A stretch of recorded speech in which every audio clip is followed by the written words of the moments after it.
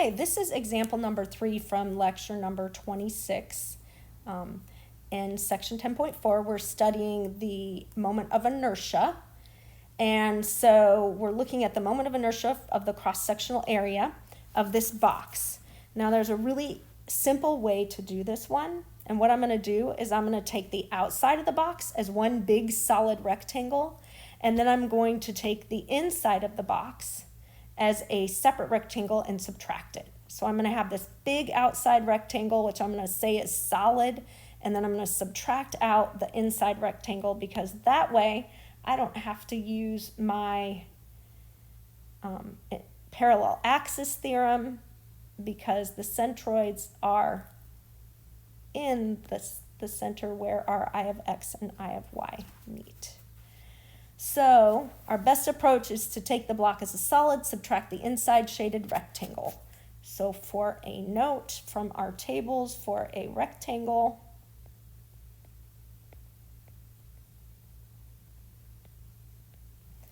I bar of x equals 1/12 bh cubed, and I y bar equals 1/12 hb cubed. So for this problem, I'm going to find I of x by taking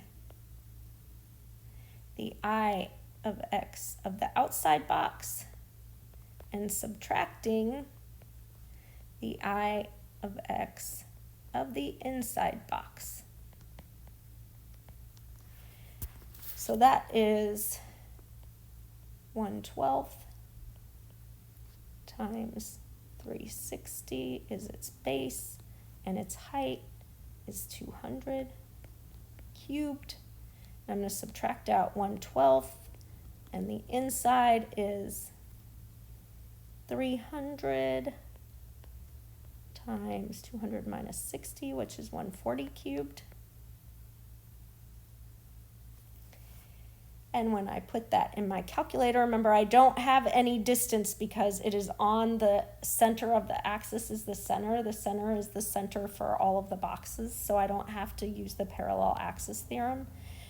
So I'm going to get that I of x is equal to 171.40 times 10 to the 6th millimeters to the 4th. I'm going to do the same thing for the y now.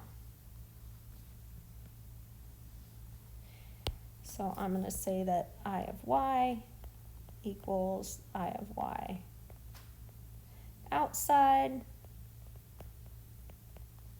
minus I of y inside,